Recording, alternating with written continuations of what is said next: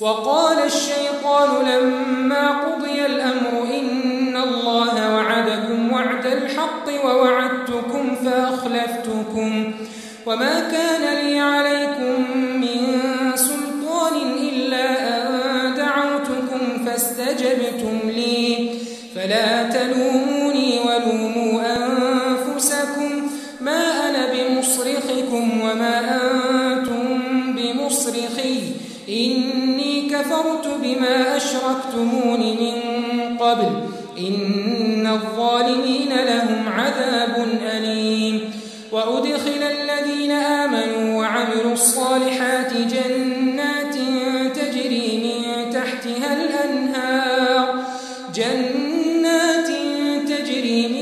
تحتها الأنهار خالدين فيها بإذن ربهم تحيتهم فيها سلام ألم تر كيف ضرب الله مثلا كلمة طيبة كشجرة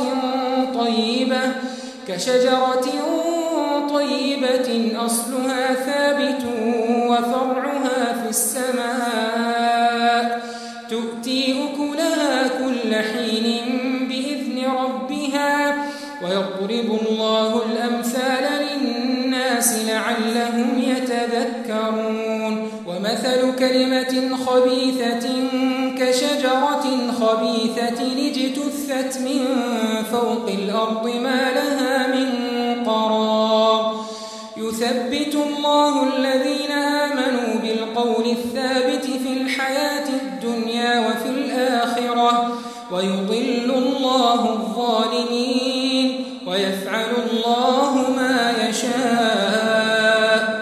اور جب حساب کتاب کا کام فیصل ہو چکے گا تو شیطان کہے گا جو وعدہ اللہ نے تم سے کیا تھا وہ تو سچا تھا اور جو وعدہ میں نے تم سے کیا تھا وہ جھوٹا اور میرا تم پر کسی طرح کا زور نہیں تھا.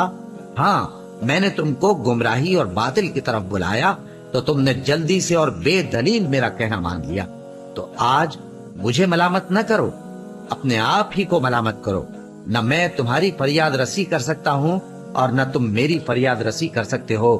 میں اس بات سے انکار کرتا ہوں کہ تم پہلے مجھے شریک بناتے تھے.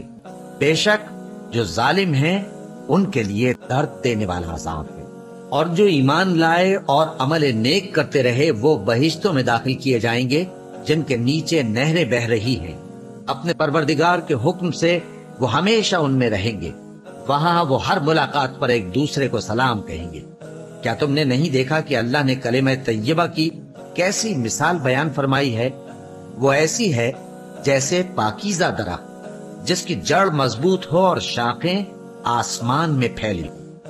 وہ اپنے پروردگار کے حکم سے ہر موقع پر پھل لاتا ہو. اور اللہ لوگوں کے لیے مثالیں بیان فرماتا ہے تاکہ وہ نصیحت حاصل کریں. اور ناپاک بات یعنی غلط عقیدے کی مثال ناپاک درخت کی سی ہے کہ وہ زمین کے اوپر ہی سے اکھیڑ کر پھینک دیا جائے. اس کو ذرا بھی قرار و ثبات نہیں. اللہ مومنوں کے دلوں کو صحیح اور پکی بات سے دنیا کی زندگی میں بھی مضبوط رکھتا ہے اور آخرت میں بھی رکھے گا. اور اللہ بے انصافوں کو گمراہ کر دیتا ہے اور اللہ جو چاہتا ہے کرتا ہے.